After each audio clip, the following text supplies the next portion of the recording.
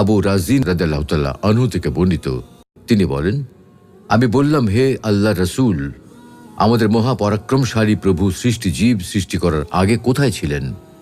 রসুল সাল্লাল্লাহু আলাইহি ওয়াসাল্লাম বললেন, তিনি সাদা বা হালকা মেঘমালায় ছিলেন, যার নিচেও বাতাস ছিল না, উপরে কোনো বাতাস ছিল না। অতঃপর তিনি পানির উপর নিজ আরশ সৃষ্টি করেন।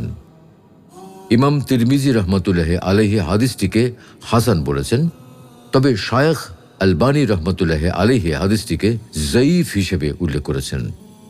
আসল কথা হল, আল্লাহ রাব্বুল আলামিন তার মহিমা অগ্রাধিকারের ক্ষেত্রে অনন্য, তাই অনন্তকাল তার সাথে কোনো প্রাণী ছিল না, বরং তিনি একাই ছিলেন। তার সাথে স্থান, কাল ও সময়ের কোনো সম্পর্ক নেই।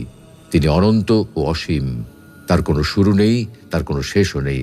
তাই তিনি কোথায় ছিলেন এরকম প্রশ্ন করাটাই অবান্তর বা